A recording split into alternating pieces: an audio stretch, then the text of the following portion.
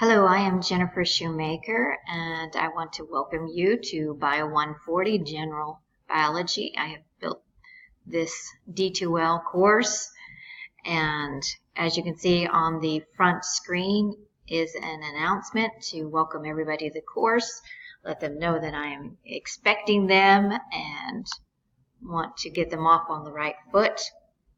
If we go to the overview button, students will see an image from the front page of their textbook. This helps them to know that they have purchased the correct text. And there is also a description about the content of the course, just a brief description there. If we move on to the week 0, I have posted just a little biography about myself so they can have some idea of who I am. And there's also a syllabus for the course, the college's official syllabus, as well as the course guidelines that we built in this G20 course. And that includes information about how best to communicate with me and the type of communication that is expected within this course, as well as I've got an area for workflow, making sure, since this is an online course, that students are setting aside time to do their assignments and not trying to pack it all in one day. So those are a little bit more of the details of the course and the expectations that I have for students. Then I've included a discussion forum, this course content discussion and questions. So this is for students to post a question that potentially other students might have the same question. And this kind of helps out because I may not always be online, but there might be another student online who does know the answer to that question.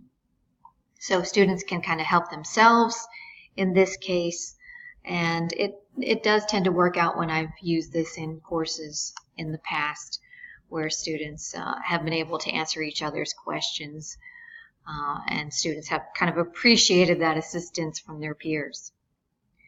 Then I have a what to do if. This is what to do if certain problems arise. So this mainly has to do with technology.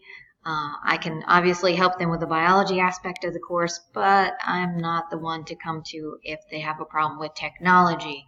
So if they have a problem with the resources that they're going to be using through their ebook, then they would need to contact Cengage, or if they have problems with D2L, I've posted that here as well.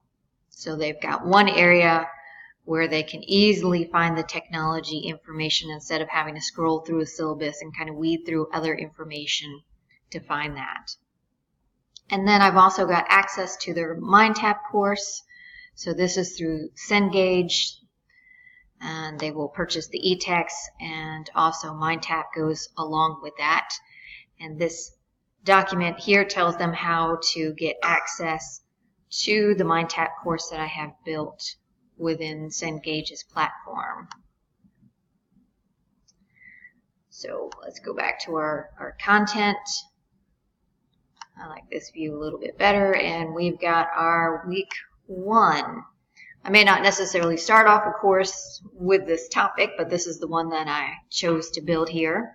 So we have understanding infectious diseases and viruses, and I have given a very brief overview as well as the learning outcomes for this module. And it's stated that students can expect to spend about 3 hours on the material within this section here. So first off, I've got a link to their textbook to a section, just one section. Their textbook is a resource for them, and I do want them to at least specifically read that section of their book as an overview for what's going to be covered in this module. Then I've given them outside resources as well from well-respected websites that also cover the information so that they can get it from a slightly different perspective than their textbook and at least kind of hear the information a second time around. Then I've got an audio review. So this is just a 5-minute audio clip that provides a summary of the topics. And below that, I've got the HIV life cycle. This is a animation from the Howard Hughes Medical Institute. So I tell students all the time that in order to learn the information, they should kind of visually see the information, they should listen to the information, they should write the information, they should read the information, use as many of their senses as they can to help them learn the information. So here I've got links to a little video, a little animated video showing the processes, kind of seeing how things work and interact with each other. I've got the listening aspect with the audio review, and of course different pages for them to read. Below this is the MindTap conceptual learning activity. So this is through Cengage. This is something that they have pre-packaged, kind of set up, where students are asked different questions. And if they get the question right, then it moves on to a new topic. If they get the question wrong, then it will ask them that question kind of slightly differently. They'll review the topic again with the student in a different question. So in other words, until the student can show or prove that they've mastered that content, the computer system will kind of keep on cycling back around another question for them to answer. So if the student is prepared, it's a short assignment. If they're not well prepared and they haven't really looked at the information, then it can be a relatively long assignment.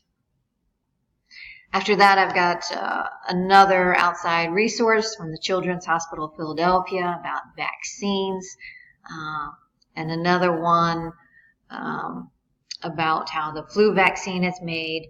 So they'll be using this information for a summative assessment that is in combination with another module that I have built. And let's see, we've also got this virtual virus explorer lab. So this is an activity where students visit the Howard Hughes Medical Institute website, and on that website they have different viruses that students can click on and learn about the shape of the virus, learn about their nucleic acid information, if there's vaccines readily available for those viruses, and they can do a comparison amongst the different viruses. So I have built into the course here a quiz that is based upon that website, so students can kind of work through this quiz along with the website. This first question, I have embedded a table where students can fill in answers within that table. And then the remainder of the questions are kind of open essay questions for them to explain things in their own words to answer each of the questions that have been built into the system here. And then last, I also made a survey question, just kind of to wrap up the module. They have a link to an article for them to read, and then I provide a little summary statement there to introduce a question, and then they are asked to choose one of the buttons there to record how they feel about that topic or their thoughts on that topic, and just to kind of see after they've gone through the module and they have a little bit better information about this, how do they feel about this topic now.